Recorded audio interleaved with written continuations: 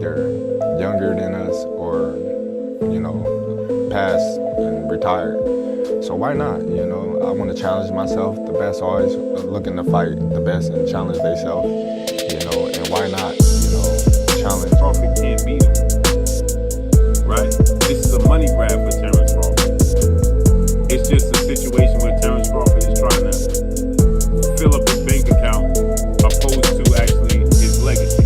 If you study Floyd closely like I have, you will notice that he never wastes any steps while he's in the ring. Terence Crawford has reportedly accepted Floyd Mayweather's fight challenge during a live interview with Stephen Smith. Crawford explained that boxing, for him, is about pushing limits and embracing challenges no matter how tough they are. He highlighted that the best must always face the best, and he is ready to do it again. With calm confidence, Crawford stated that stepping in with Mayweather is another chance to prove himself and rise above every expectation. Businessman talking, right? They gotta pay the cheddar to make it better, right? For sure. All money ain't good money, so you gotta know that. Okay, fair enough. I hate to use the word easy, but at times it did feel like you were, having a really easy time out there. Were you expecting it to play out that way? Listen, it's never easy. Stephen Smith has never held back in his sports commentary, and boxing is no different. When he praises Terence Crawford for capturing titles in 4 separate weight divisions, it goes beyond a simple compliment. It recognizes a rare feat in today's boxing world. In an era where many fighters avoid moving divisions due to high risks, Crawford's success across 4 weights sets him apart. Stephen points out that this kind of dominance and versatility marks Crawford as one of the greatest pound-for-pound fighters ever. It shows not only his physical adaptability, but also his technical skill, mental strength, and relentless drive to test himself against tougher and tougher challenges. Terence Crawford is the best fighter on the planet. Pound for pound, he's that dude. In this 4-belt era, he is now the undisputed world champion. 3 times over, 140 pounds, 147, now 168 pounds, claiming all the belts. You don't see people doing that very often. Going up against a guy who was perceived as being bigger and stronger, Crawford was strong. Crawford was strong enough to fend him off, strong enough to make him respect his own power. He used his jab, he used his distance. He had poise in the ring, he wasn't rattled. He backed up and moved when necessary and kept us different. He exchanged enough to gain respect when necessary. It was a brilliant, masterful fight on Terence Crawford's part. Roy Jones Jr., a legend who understands the demands of ruling multiple divisions, has openly praised Crawford's brilliance inside the ring. He noted that in Crawford's bout with Canelo Alvarez, he showed the skill to draw from the playbooks of Floyd Mayweather and Erislandy Lara, 2 fighters who had given Canelo serious trouble in the past. Jones explained that Crawford's talent lies in watching, learning, and then applying those lessons with precision. This shows he is more than just a talented fighter, he is also a sharp student of the game. What impressed Jones most was that Crawford didn't just copy techniques, but molded them into his own rhythm, making them even more effective under pressure. That kind of adaptability, Jones said, is what sets him apart from fighters who rely on one style and falter against elite opponents. Canelo Alvarez has been a great fighter his whole career. People like Erislandy Lara gave you the blueprint on how to beat him. People like Floyd Mayweather also gave you the blueprint on how to beat him. But Bud is more fearsome and more angrier and more meaner than both of those guys. So if they showed you the blueprint, Bud was going to take the blueprint and do even more with it, which is what Bud did. So it was never a question in my mind, was Bud really going to outbox me just if he could take the punch. And right away he showed, bam, he could take the punch. So I know from that point, if he just slowed him down, which he did, he'd be okay. Then late in the fight, what other people still didn't see, late in the fight, Bud started hitting Canelo in the body. One of those body shots, I think about the 7th or 8th round, hurt Canelo. I was like, whoa, Bud hit him in the right spot there. He got Canelo's respect with that too. So Bud fought a very awesome fight, fought a beautiful fight, very tactical. Very controlled. Yes, it was a beautiful fight for boxing. It was a beautiful fight. Bud got hit with some shots. He did. He got hit with some single shots going out.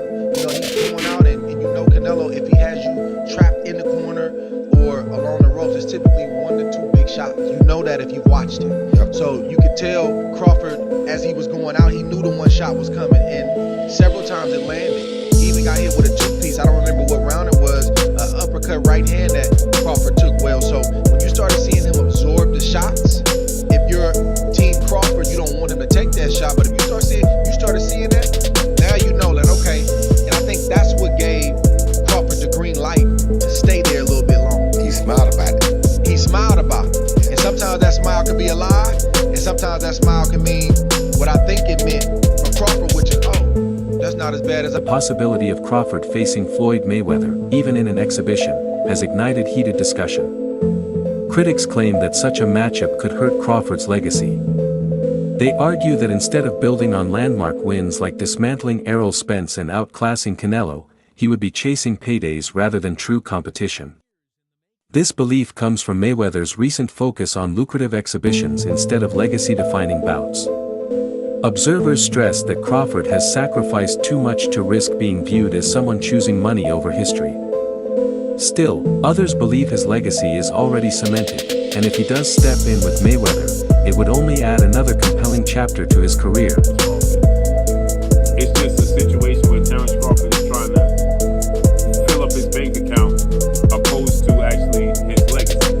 This is what was being said, right? This is what people perceive. Terence Crawford was just attempting to cash out. When fans weigh Mayweather's career against Crawford's, the discussion quickly becomes layered. Floyd's record boasts victories over some of boxing's biggest names, but critics often question the timing of those wins.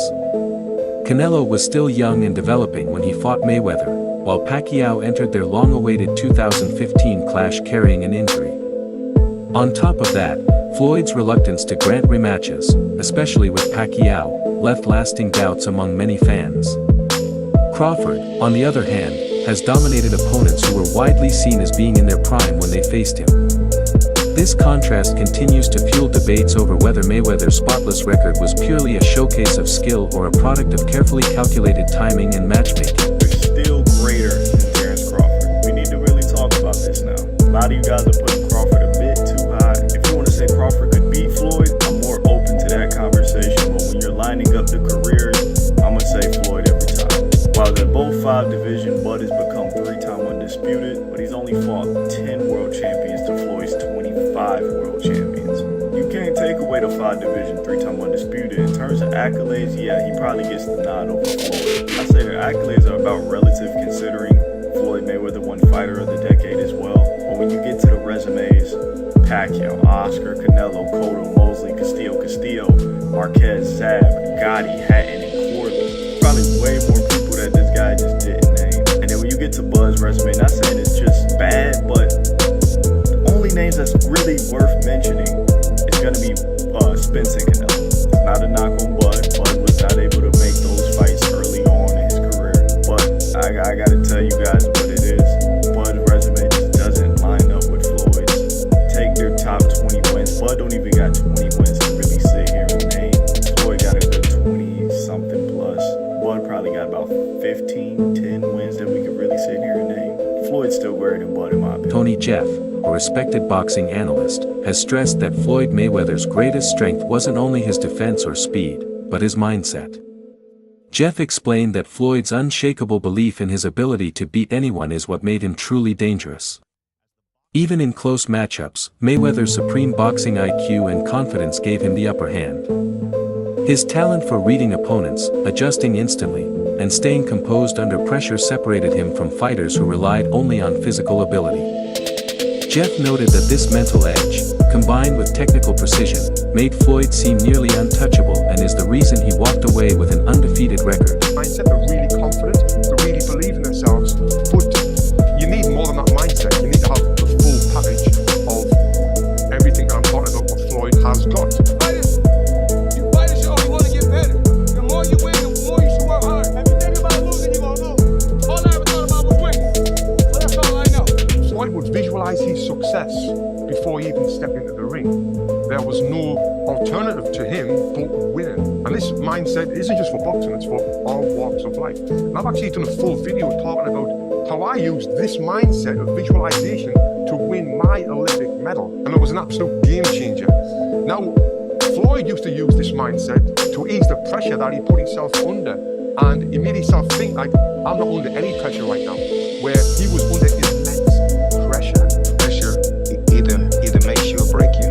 Well, you see where I'm at, so it's obvious that I'm the type of athlete or I'm the type of entertainer that can deal with pressure. There's never no pressure. And if you watch his fight in 2013 when he fought Canelo Alvarez, Canelo came in a young, strong, undefeated fighter. But by round 2, Floyd kind of had him figured out. He was reading Canelo's jab.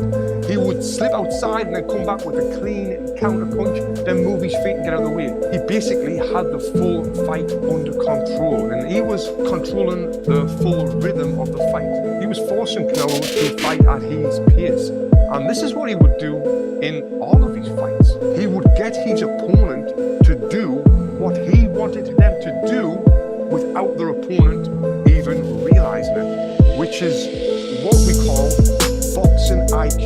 Now, even though I'm not a fan of Floyd Mayweather personally, because of the time when I did meet him, what he said to me made me just feel like this guy is a piece of... Boxing world is always eager for thrilling showdowns, and one matchup stirring major buzz is Terence Crawford against David Benavidez. Benavidez brings size, power, and relentless pressure, qualities that pose a rare challenge. Many fans view this fight as the kind of gamble that could push Crawford further than ever before. While no official announcement has been made, speculation keeps building. The conversation reflects fans' desire for high-stakes, legacy-defining battles instead of exhibition bouts that focus more on money than meaning. Crawford versus Benavidez would be the ultimate clash, skill versus size, precision versus aggression, making it a dream fight for countless boxing fans. Not me, but shocked the world. This past Saturday, Mexican Independence Day weekend, when he took on, defeated another first ballot Hall of Famer, but he essentially jumped up 3 weight classes. Technically 2, from 154 to 168, but only had one fight at 154 last August against Israel Majamov. Terence Crawford defeated Saul Canelo Alvarez, who was a 4-division champion, 2-time undisputed super middleweight, and the reigning, at the time, super middleweight world champion, undisputed world champion. And Terence Crawford beat him handily and convincingly. And because he beat him so easily, now the 63 win, 3 loss, 2 draw, 39 win by way of knockout, biggest threat has been now imposed on Terence Crawford, and that's the Mexican Ecuadorian monster, David Benavidez, who is a 2-division undefeated world champion, is the 2-time WBC super middleweight and reigning WBC light heavyweight, 175-pound champion, who has a record of 30 wins, no loss, no draw, 24 wins by way of knockout. He stands 6'2" with a 75-inch arm. This is the fight that David Benavidez has been calling for Canelo Alvarez when he was at 168, and Canelo Alvarez strategically maneuvered around him. But Canelo Alvarez is 5'7", with a 70-inch arm. He started his career at 147 pounds, made his real name at 154 pounds. He's not a big guy, okay? And styles make fights. Benavidez is 6'2" with a 75-inch arm reach. His last fight at 168 against Demetrius Andrade, he rehydrated to 193. So he's a big guy. Canelo Alvarez probably rehydrate to 182, maybe 185 max, right? He's not a big guy, right? Comparing Floyd Mayweather and Terence Crawford is a debate without a definite answer. Each fought the best of their time and delivered dominant performances. Floyd's flawless record and defensive brilliance made him the standout of his era, while Crawford's rise through multiple weight classes and continued dominance is just as remarkable. The challenge in this argument lies in how different their eras and circumstances truly are, making a direct comparison difficult. In the end, declaring one greater may be impossible, but together they embody the peak of boxing greatness. My goodness, I said it was going to happen. If Crawford was to win, we're going to be seeing a lot of these debates on whether or not Floyd Mayweather or Terence Crawford is going to be better. Now this is going to be a debate for a long, long time. I'm talking about one of those debates like LeBron versus MJ, Messi versus Ronaldo. It's one of those. And the thing is, I can get behind it. Let me go ahead and say this. When it comes to resume, I do think we give Floyd Mayweather the edge. I mean, he beat a bunch of champions. I've been ready for a long time. But Crawford, his resume is heavily criticized, and he's just not getting, this kind of respect for beating Earl Spence and Canelo Alvarez. If we're talking strictly off of skills, this is where things get really, really tough to talk about. I think a fair assessment of this matchup would be Floyd Mayweather wins from 135 and 140, while Crawford wins from 147 to 154. And I say that because I feel like Floyd's style changed once he got to the welterweight. He became a more defensive fighter, and he just wasn't as much focused on offense. And knowing this, I feel like Crawford would have had a much better chance of handling him. And we all know Crawford was an absolute monster at welterweight. But man, like I said, this is going to be a debate for a very long time. I can't wait to hear all the talk about it. I'm curious your thoughts. Who do you think wins in the fight? Floyd or Terence Crawford? Let's talk about it and follow me for more Boston Talk. Greg Hackett's remarks on Crawford's victory over Canelo capture the deeper meaning of that moment. By calling Canelo the best in boxing, Hackett highlighted how dominant and feared he had been for more than a decade. Crawford's ability to not only face him but take control and break him down signaled a major power shift. In Hackett's eyes, Crawford has now become the predator in the waters, the fighter everyone else fears, the one ruling at the very top. This win didn't just pad his record, it reshaped the sport, marking Crawford as the man who dethroned the shark and claimed the role of hunter himself. You gotta remember, Canelo is the guy right now in the sport that's supposed to be the man, big bad wolf. You beat him, you the wolf. Now it's like, alright, what's up a fight? You beat the shark, you beat the wolf. Man, ain't no more ops out there. It's ops out there, but who gonna make them really want to get up? That's the Shit gotta make sense. Like you said, you be the shark, you be the wolf. But there's the monster. Yeah, but that's like a real monster. Bro, to me it don't make sense. But that's real monster. Yo, is that proof? Alright, we got the legendary tape in the building. Legend. But what makes sense? What makes the most sense? I know you said get a line of suits, Butch Brothers.